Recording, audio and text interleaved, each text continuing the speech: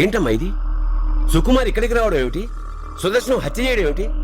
నాకేం అర్థం కావట్లేదు. అసలు ఏం జరిగింది? ఎందుకొచ్చావు? నేనేదో నిన్ను అమెరికా పంపిస్తానని మోసం చేసినందుకు నన్ను 2 నెలలు జైల్లో తోయించావు. నాకక్కడ జైలు వాసాలు, నీకిక్కడ రాణివాసాలా?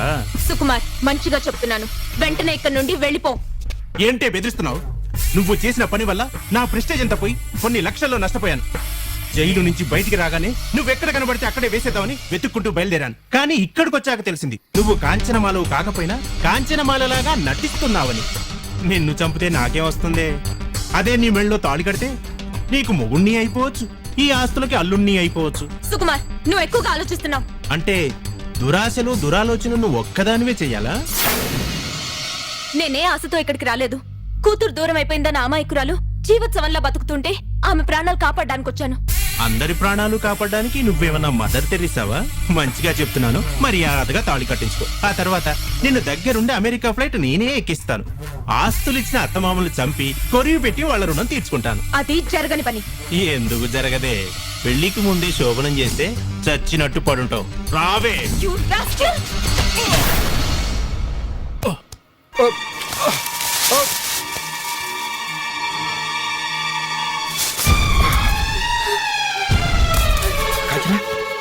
కాకిరా, కాకిరా. బాబోయ్.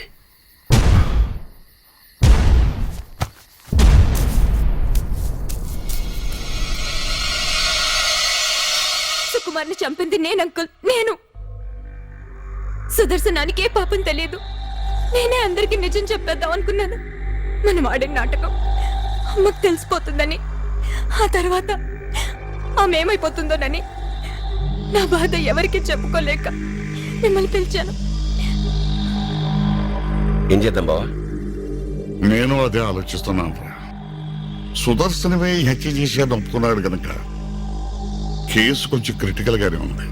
ఓ పని చేయి, ముందు నువ్వు వెళ్ళి బెయిల్ మీద వాడిని విడిపించి తీసుకురా. తర్వాత ఏం చేయాలో ఆలోచిద్దాం. అలాగే.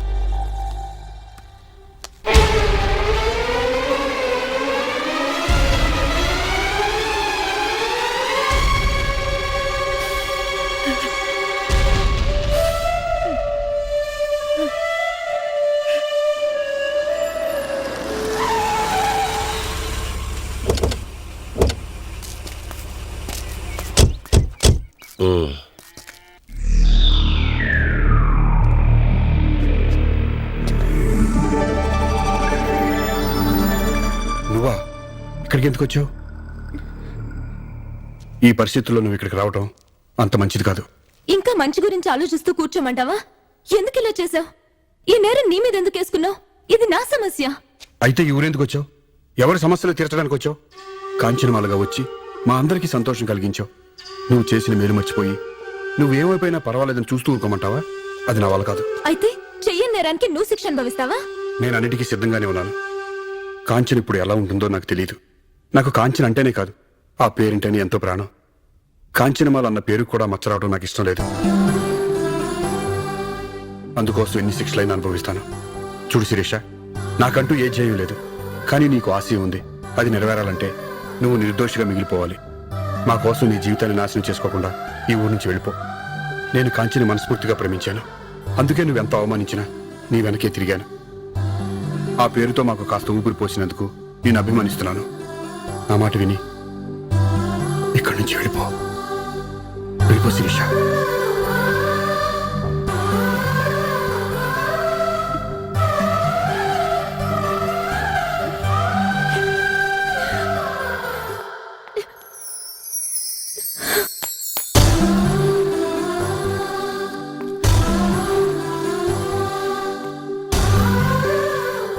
శిరీష,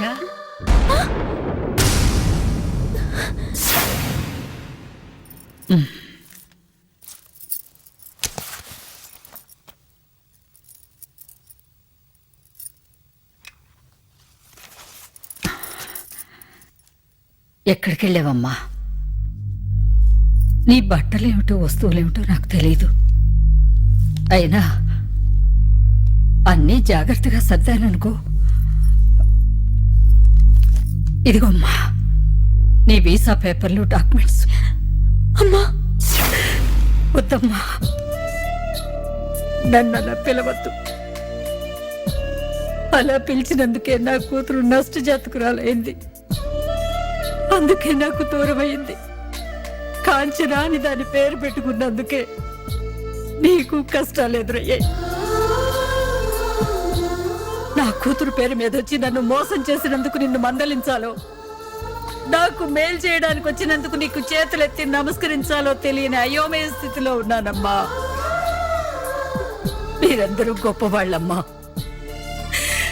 నేను ఆరోగ్యంగా తిరగాలని నా భర్త నిన్ను తీసుకొచ్చారు. ఈ మొండి ప్రాణాన్ని కాపాడడానికి నువ్వు వచ్చావు. నీకే ఆపద రాకూడదని నా మేనల్లుడు పెద్ద నేరాన్నే తన్నెత్తిన వేసుకున్నాడు. కానీ చివరికి నా వల్ల నీ భవిష్యత్తే నాశనం అయిపోయే పరిస్థితి వచ్చింది. ఇంతమంది మంచి వాళ్ళని, మనసున్న వాళ్ళని బాధ పెట్టి ఇంకా నేను ఎందుకు బతకాలి? ఒక్కోసారి చావు కూడా అదృష్టమే. అది కూడా నాకు కలిసి రాలేదు.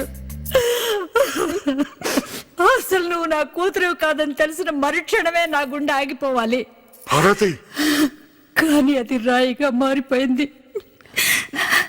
ఇప్పుడు నాకు వచ్చిన ప్రమాదం ఏమీ లేదమ్మా. నువ్వు వచ్చిన పని పూర్తయింది. ఇక బయలుదేరమ్మా. నువ్వు కన్న కలలు నిజం చేసుకోవడానికి నువ్వు కోరుకున్న చోటికి వెళ్ళిపో. వెళ్ళమ్మా. అమ్మా లేదమ్మా, నేను ఎక్కడికి వెళ్ళనమ్మా. నన్ను క్షమించమ్మా.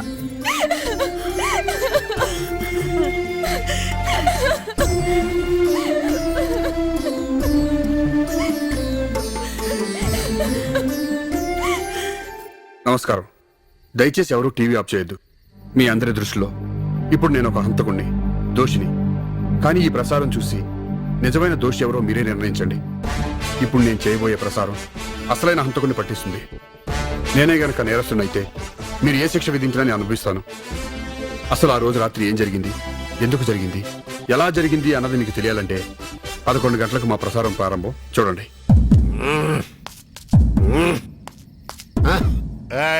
పెళ్ళాన్ని డెలివరీ కోసం ఆపరేషన్ థియేటర్లకు పంపి బయట తిరిగే సినిమా హీరోల ఎందుగా వాకింగ్ కాదు టెన్షన్. టెన్షన్ నీకేందుకయ్యా, నువ్వు గాయ చేసాడు పట్టరు. ఆ సుదర్శనం గారు అసలే మన మీద మంచి కాక మీద ఉన్నాడు. ఆ టీవీలో ఏదో మాయ చేసి మనల్ని ఇరికిచ్చేస్తే ఇరికించడానికి మాయలు మంత్రాలు కాదు, ఆధారాలు ఉండాలమ్మా. పోయిరా. నువ్వు విన్నానే చెప్పు బాగరాజు. ఆ సుదర్శనం గడ్డు టీవీలో కనిపించి చిటికలేస్తూ 11 గంటలకు మా ప్రసారం ప్రారంభం అని చెప్పినప్పటి నుండి నా బీపీ మిషన్ పేరుపోయిందంటే నమ్ము. ఆపేసి ఎదవగాల అక్కడికి ఏదో మనం అంతా మూకుమ్మడికి వెళ్ళి ఆ సుకుమార్ గారిని మర్డర్ చేసినట్టు మాట్లాడతా. ఈరా ఆయన్ని మర్డర్ చేసింది నేనే. ఆయన్ని మర్డర్ చేసింది నేనే అని ఆ సుదర్శన్ గడు ఆడంతటా ఆడి ఒప్పుకున్నాడు. ఆధారాలు ఉన్నాయి కాబట్టి పోలీసు వాళ్ళు తీసుకెళ్లారు. కాకపోతే ఆయన మభి పెట్టిన గ్రాఫిక్స్ ప్రోగ్రామ్ ఏదో పెట్టాడు. మనం అంతా హ్యాపీగా వెళ్ళి ఎక్కడోసారి తడిగుడ్డేసుకుని ఆ ప్రోగ్రామ్ జయప్రదం చేద్దాం. ఏ అంటావు ఇడి అంటాడు.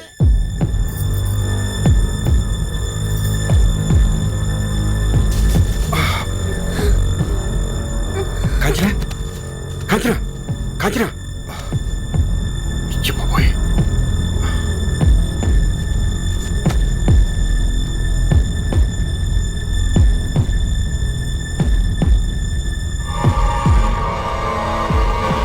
అయ్యో, ఇప్పుడే కరెంట్ పోవాలా?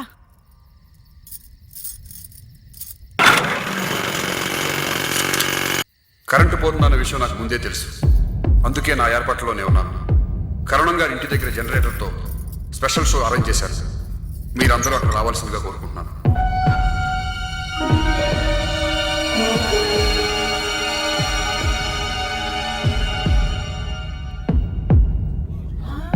ఈడా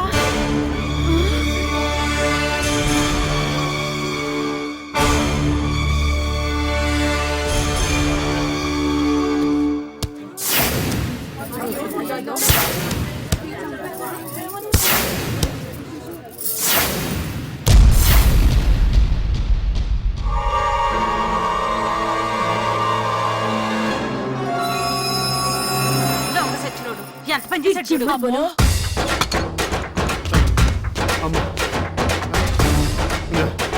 అడుగు, చిగులూరు వెంకయ్య గారు మండవలో ఉన్నాడు.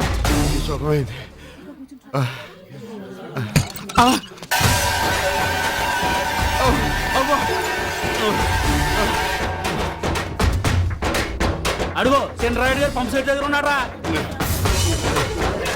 ఈ ఎదవలు వచ్చేస్తున్నారు.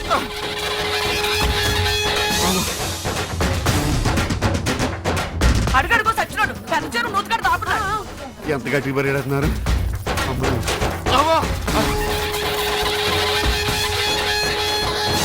మా అడిగారు ఒక తోడతాడు ఇక్కడ ఉన్నారా? పాప పాప తలుపు తీవే. పాప పాప ఏంటి తీవే, తలుపు తీవే. జైల్లో మన ఇద్దరు కలిపి సెల్లెవరు గాని వెళ్ళి పని చూసుకో. ఎల్లహే తొందరగా రా పాప. వస్తున్నాను బావా. బావా అడ్డమైన వాళ్ళు నా ఇంటికే. అప్పుడే సెట్ అయిపోయింది ఇది. బావో అది ఒక్కడన్నా కనపడ్డేటి. మంచోడికి మంచి రోజులు కావి. ఒక్క ఏదో నాకు సపోర్ట్ చేయట్లేదు. నేను ఊరిని బాగు చేసి అనుకుంటే అమ్మో ఈడలో వచ్చేద్దాం. అమ్మో దొరికిపోయాను. ఎప్పుడో దొరకవలసిందిరా నువ్వు. ఏమిటి సుదర్శనం హత్య చేసిందా యదవని తెలుసు కదా, ఆనాడు ఎందుకు చెప్పలేదు నువ్వు? నాకు మాత్రం ఏం తెలుసు? నా కెమెరా చెప్పేవరకు నాకే తెలీదు. రేయ్ భోగరాజు, శివుడు మూడో కంటి నుంచైనా తప్పించుకోవచ్చు కానీ ఈ సుదర్శన చక్రం నుంచి తప్పించుకోవాలని చాలా సార్లు చెప్పాను, అయినా నువ్వు వెళ్ళా. రేయ్ నా కెమెరానే నా ఆయుధంరా, దాని నుంచి ఎవ్వడూ తప్పించుకోలేడు. నువ్వు చెప్పింది నిజం సుదర్శనం. ఓ తెలివైనడు ఎంతో కష్టపడి టీవీని కనిపెడితే కొన్ని కోట్ల మంది పని పాట లేకుండా టీవీ చూస్తూ గడిపేస్తున్నారు. ఆ తెలివైనడుకు తెలియదు ఎంతమంది బద్దకస్తులను తయారు చేస్తున్నాడు. కానీ నువ్వు నీ కాంచనమాల కేబుల్ టీవీతో ఊరిని ఎలా బాగు చేయాలో కనిపెట్టినోడివి. వీళ్ళంతా నిన్ను ఫాలో అయితే ఊరు బాగుపడద్దే, నన్ను ఫాలో అయితే చెల్లపల్లి జైలు హౌస్ఫుల్ అవుద్ది అని అంటా అనుకున్నావు కదా అన్న. అవును వీళ్ళు ఇంకా రాలేదేంటి? వస్తారు. అబ్బా మాటలోనే వచ్చారు, late. Thank you Sudarshan. Thank you very much. Ramanamma గారు ఊరు జాగ్రత్త. ఆ ఎల్రా యదవా, ఊరు జాగ్రత్తలని మా సుదర్శనం చూసుకుంటాడు. ఈ ఊరి కవచల్లా నీ సుదర్శన చక్రం తిప్పుతూనే ఉండు. ఆగండి. ఏ ఆగలేకపోతున్నారా? మీకోసం ఇంట్రెస్టింగ్ ప్రోగ్రామ్ పెట్టాం.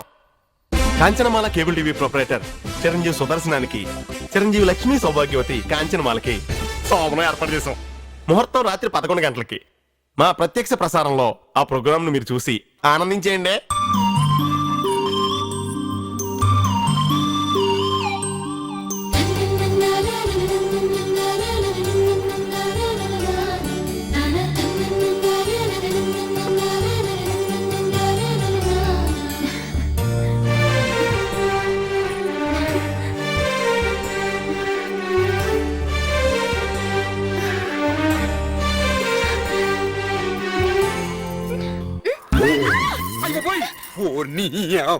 ఇదంతా అబద్ధం గడపనే.